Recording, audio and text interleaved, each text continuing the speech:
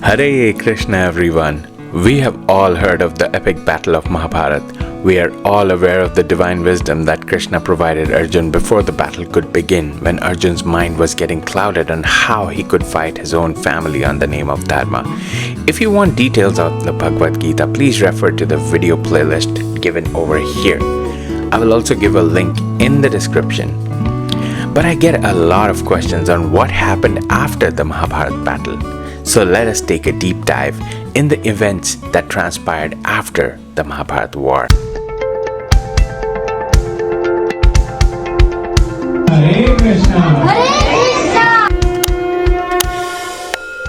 By the end of the Mahabharat battle, which took place roughly at around 3000 BC, between the rival royal cousins, the Kauravas and the Pandavas, who were both from the lineage of the great king Bharat, for the throne of Indraprasth, which is roughly today's Delhi in India. Except the Pandavas, Krishna, Satyaki, Ashwatthama and Yuyutsu, everyone else from both sides had died. According to Yudhishthir, the eldest Pandav brother, 1,660,020,000 people had died and about 24,000 went missing. Since all the Kaurava brothers had died, Krishna went to console their mother, Gandhari. But she was furious at him. In her anger, she blasted out at Krishna that he was God. He could have stopped the war from happening altogether. He could have saved her sons. And now, because of him, all her sons were dead.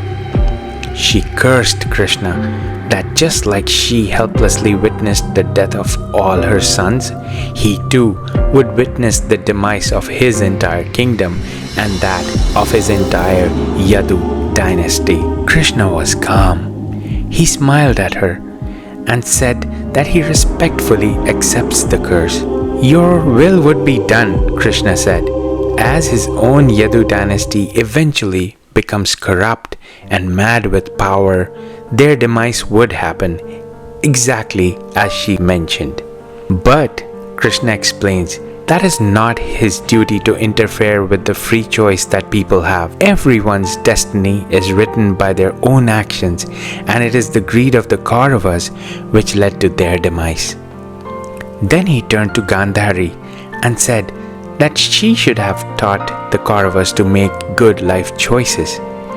Then they would not have resorted to cheating their cousins, trying to disrobe their sister-in-law, trying to kill their cousins multiple times using deceit, resorting to adharma their entire lives, and at the end rejecting Pandava's peace proposal that Krishna himself brought to the Kauravas. In spite of Krishna showing Duryodhan his Vishwarup or his celestial divine form, in spite of knowing fully well that Krishna is God, Duryodhan rejected Krishna's peace proposal. Yavadhi shuchasti kshanaya vidyeda grena madhava.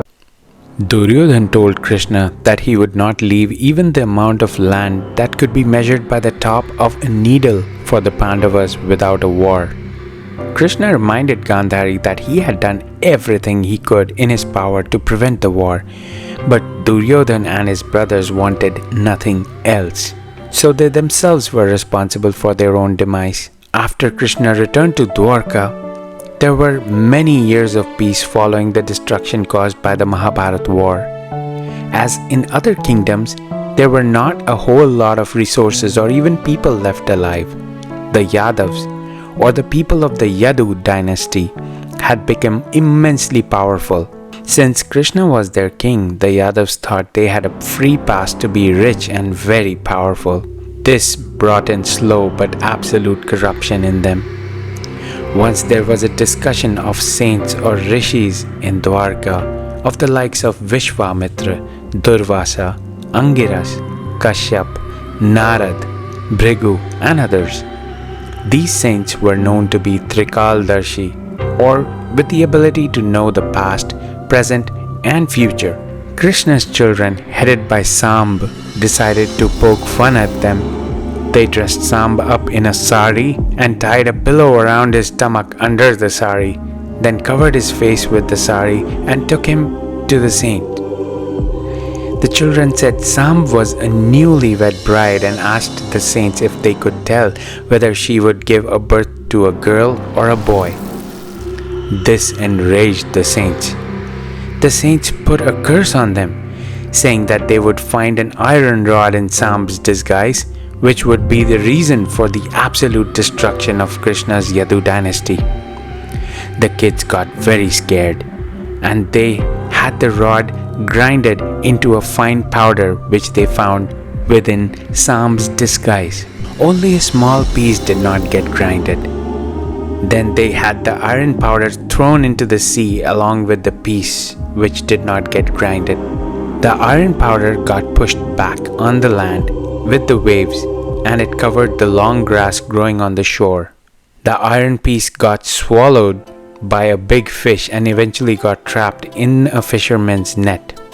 When the fisherman cut open the fish, he found the piece of iron, and since it was very strong, he used it on the top while building his arrow. This whole episode transpires over a few years. While all this was happening over the top, everything looked fine and people started forgetting about the curse. By now, 36 years had passed since the Mahabharat war. The young and the able folks in Dwarka were having a party near the seashore. Although drinking alcohol was prohibited in Dwarka, people snuck it into the party and started drinking a lot. Soon enough, an argument breaks out between the army commanders Kritvarma and Satyaki. In the Mahabharat war, Kritvarma had fought on the side of the Kauravas, whereas Satyaki was on the Pandavas' side. The battle was over decades ago, but after getting drunk, they began to talk about the war.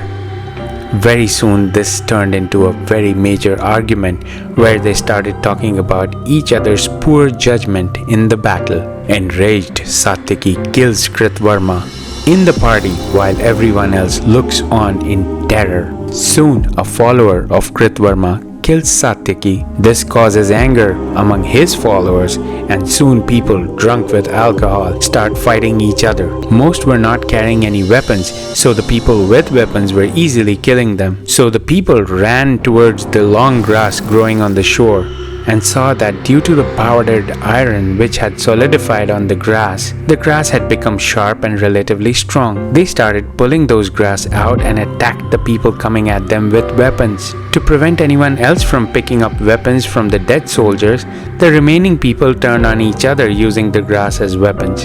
Krishna and Balram tried to stop them, but they had lost their minds and tried to attack Krishna. Krishna watched as his sons, relatives, and his own people murdered each other. Looking at this terrible plight of men from Dwarka, Balram retires back and Krishna asked his charioteer Daruk to quickly ride to Indraprastha and bring Arjun to help relocate the ladies to their safety away from Dwarka. The waves from the sea could be seen rising higher and higher every moment. Dwarka was about to go underwater. Krishna retired to the forest to rest under a tree while the inevitable conspires. Balram had already left his mortal body and returned back to Vaikunt in his Sheshnag form. Krishna was resting under a tree with one foot over the other when the same fisherman who had found the piece of iron and added to his arrow looked at the protruding foot from behind the tree and thought it was a deer and shot the arrow, hitting Krishna around his tendon. The most powerful person in Mahabharat battle got hurt while resting under a tree after looking at his entire family and relatives die. Being God, this was his will. Thus honoring the curses of both Gandhari and the saints, Krishna completed his duty to place dharma or righteousness in charge and destroy the final bit of corruption from the world, which were his own people. As soon as Krishna left the earth, huge waves started engulfing Dwarka. Arjun was devastated by the news of Krishna's departure. As per Krishna's instruction, he took all the thousands of women and children from Dwarka and started traveling towards Indraprastha. This is when some common thieves looking at the royal jewelry the people were wearing, attacked their caravan and managed to rob them of all their valuables and kidnap various women and children. The mighty Arjun, who was one of the most powerful warriors from Mahabharat, one who was capable of defeating thousands of well-trained warriors all by himself, looked on helplessly as he was unable to wield the power of his celestial bow, Gandiv. His talent had left him. He realized that all the power he was so proud of was actually because of Krishna being close to him. Without Krishna, even his Gandiv was useless. Now he could not defeat even some common thieves by himself. Pandavas made Arjun's grandson Parikshit the king and retired to the Himalayas. Uddhav, who was one of Krishna's closest aides, had moved to Mathura on Krishna's instructions. Krishna had informed him about the looming destruction of the Yadu dynasty and Dwarka going under the sea.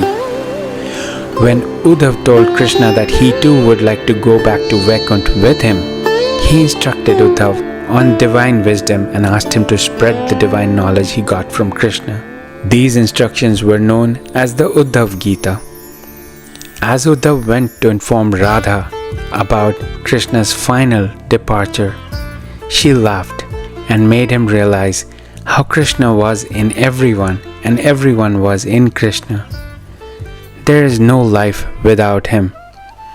This filled Uddhav in bliss and he spent his remainder of his life spreading Krishna's wisdom. Yada yada hi dharmasya glanir-bhavati bharata apyuttanam adharmasya tadatmanam srijamyaham. As Krishna told Arjun before the war, in every yuga, Krishna takes different avatars and returns to the earth to establish the rule of Dharma. Once the work is done and people don't see him anymore, they think he's gone. The truth is that Krishna does not come and go. He's everywhere and his grace is always reigning. The bigger the devotee, the bigger the tool to gather more grace. That brings us to the end of this video. Hope you enjoyed the video and learned something from it. Hare Krishna, Hari Bol.